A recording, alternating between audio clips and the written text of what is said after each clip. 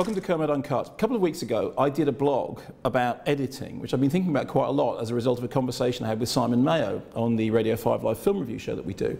And I asked you to send me examples of good editing, say, what is it that makes good editing? I also said, if there's anyone out there who is an editor, can they please tell us in a sentence or so what it is that they do? Well, loads of responses to this blog. I want to read you some of the responses because I think they're very interesting. Firstly, on the subject of what makes good editing and what films you would say are well edited, because it's very difficult, because so many people say, well, good editing is editing that you don't notice. However, a number of people cited Requiem for a Dream, which is edited by Jay Rabinowitz, as a very good example of a film that they thought was well edited.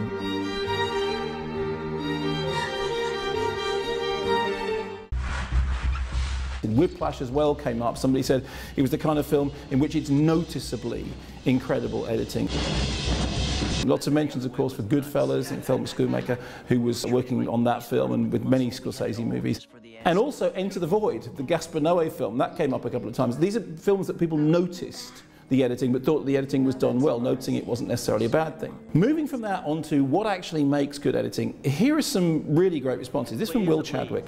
In terms of a whole, I think Magnolia is one of the best edited films I've ever seen, considering how it balances innumerate locations, characters, storylines, etc. It never feels like you're spending too little or too long following one individual beat. And I agree, that is a brilliant piece of editing. And again, it's a film which you don't necessarily think when you're watching it, wow, that's a well-edited film. This from Palimon, editing, taking what it is and turning it into what it should be.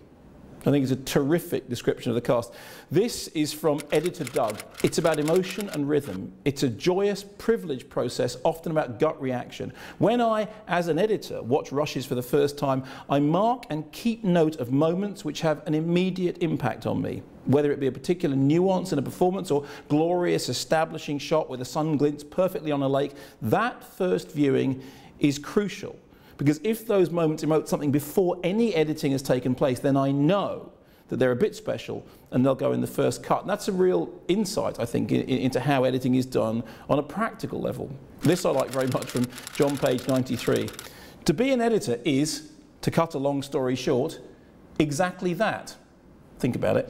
This is a very nice post from Magic Mike. When people ask me, I say it's like putting together a jigsaw puzzle without really knowing what the final picture should look like. You just put together the pieces that feel right. When it's finished, the picture can look amazing, but you know when there's a piece missing or out of place. And I think that kind of cuts to the heart of it, that sense that editing, like directing, it's something that you understand on a fundamental level. And I have to say, I don't think it's something that I could do in a million years. I think being an editor is clearly a skill which perhaps you're just born with. This is very nice from Rachel.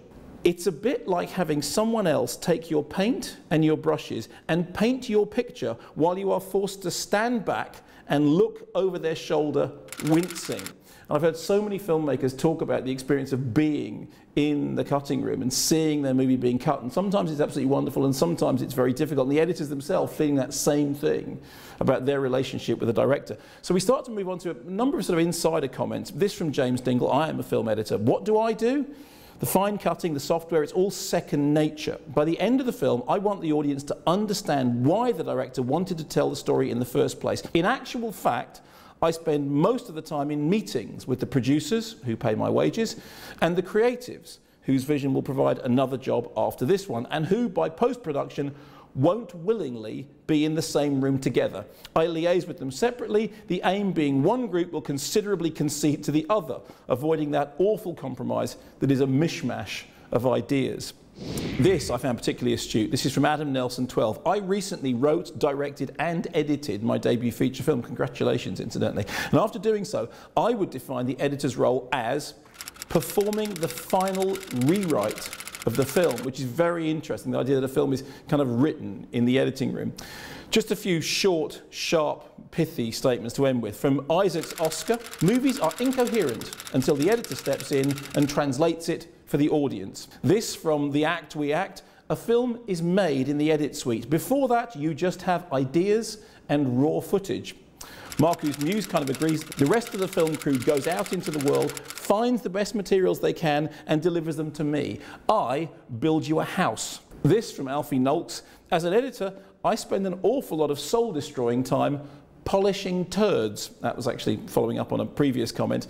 And then finally this from David Wake. An editor is someone who weeps over the rushes.